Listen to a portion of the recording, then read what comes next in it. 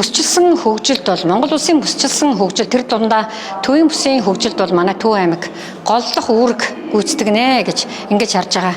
Яагаад ингэж харж байгаа юм бэ гэхээр манай Төв аймаг өөрөө нийслэл Улаанбаатар хотыг тойрон байршсан газар зүйн байрлалтай ийм аймаг. Тийм учраас 1.5 сая хүн амыг багтаасан энэ зах зээлд Төв аймаг бол энэ төвийн бүсийн хөгжилтөө бол нэлээд том үүрэг гүйцэтгэх нь дамжиггүй юм аа.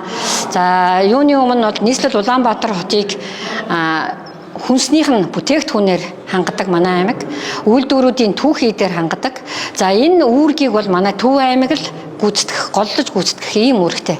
Тийм учраас бол манай Монгол Улсын засгийн газраас хүнс экспортлогч орн болох ийм мундаг том зорилтыг тавьсан. Тэгэхээр бид нар бол энэ хүнс экспортлогч орн болох энэ зорилтыг засгийн газрын зорилтыг хангах Түшиц аймаг болох учиртай.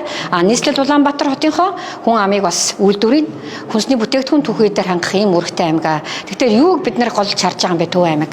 Төв аймаг бол газар тариалан давуу өгсөн талаа хараад Монгол улстай элсэн чихрийн үйлдвэртэй болох энэ том амбицтай байна. За элсэн чихрийн үйлдвэрийг бол мэдээж хэрэг улаан манжингаас гаргаж авч байгаа. Тэгэхээр манай аймаг бол энийг манай алсын хараа бол ийм элсэн чихрийн үйлдвэртэй болох ийм араа байна. Хөдөө аж ахуйн үйлдвэрлэлийн стратеги төлөвлөлтийг боловсруулсан. Бид нар ерөөсөө энэ чиглэл рүүгээ төслүүдээ бол чиглүүлж байгаа. Хоёрдугаарх нь наран цэцгийн тарьж агаад ургамлын тосны үйлдвэртэй болох ийм том амбицтай байна. Ургамлын тосыг бид нар заавал гадаадаас авах шаардлагагүйгээр Монгол улстай тэр дундаа Төв аймагта наран цэцгийг тарьж агаад ургамлын тосны үйлдвэртэй болох ийм том амбицтай байна. Дээрээс нь манай аймаг төмс тэжээлийн ургамлаараа улстай тэргүүлдэг ийм аймаг.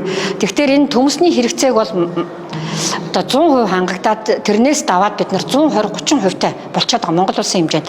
Тэгэхээр бид нар энэ даваад байгаа 20-30%-ийн энэ төмсийг боловсруулдаг эцсийн бүтээгдэхүүн болгодог цардуулын үйлдвэр. Цардуулын үйлдвэрээс цаашлаад энэ 5 толгойн түлшний барьцалдуулагчийн үйлдвэрийг бид нар байгуулах ийм том амбицтай байна. Тэгэхээр бид нар экспортлоод аваад байдаг бүтээгдэхүүнээ Монголдо дотооддоо үйлдвэрлэдэг болох ийм зорилготой ажиллаж байгаамаа.